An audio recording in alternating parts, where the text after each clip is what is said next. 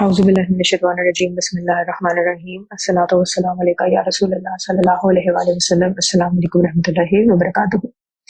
آج میں آپ کو ایک بہن کا مشاہدہ سناؤں گی، اور یہ بہن جو ہے وہ کثرت سے درود ابراہیمی پڑھتی ہیں۔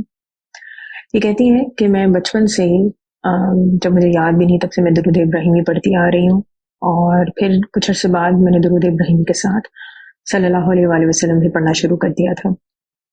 یہ میری زندگی کا پہلا مشاہدہ ہے جو مجھے جاگتی آنکھوں سے ایکسپیرئنس ہوا تھا۔ اس وقت میں 6 یا 7ویں کلاس میں تھی، اور یہ بہن کہتی ہیں کہ گرمیوں کے دن تھے تو میں اپنے گھر کے صحن میں سو رہی تھی۔ میں اس ایج میں بھی تہجد کی نماز کے لیے ضرور اٹھا کرتی تھی۔ میں ہر روز 2:30 بجے کا الارم لگاتی تھی تہجد کے لیے۔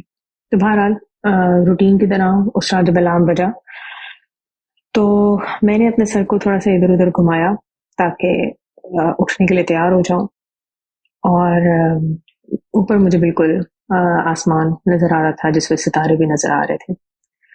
وہ کہتی ہے کہ آسمان کی طرف دیکھتے ہی دیکھتے سب ستاروں نے ایک دم اپنی پوزیشن بدلی، اور ایسے پوزیشن میں آ گئے کہ جیسے قرآن کے 2 صفحے آپ کے سامنے کھلتے ہیں اس طرح اس پوزیشن میں آئے، اور ان پر انہی ستاروں سے سورہ یاسین لکھی نظر آنے لگی۔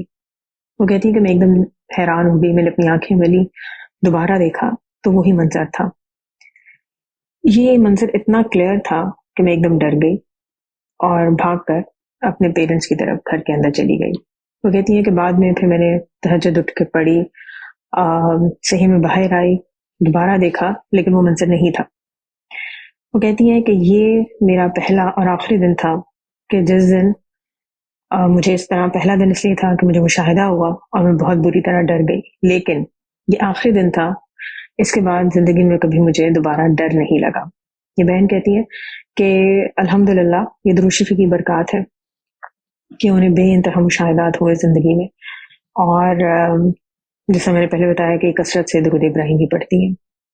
انشاءاللہ میں نیکسٹ ویڈیوز میں اور بھی درود شریف کے واقعات شیئر کروں گی، کچھ مشاہدات شیئر کروں گی۔ اپنا بہت سارا خیال رکھیں، کثرت سے درود شریف پڑھیں، بہت سارا درود شریف پڑھیں، لوگوں کو درود شریف پڑھنے کی دعوت دیں، درود شریف کی تبلیغ کریں، درود شریف لکھیں، دوسرے لوگوں کو لکھنے کی بھی دعوت دیں۔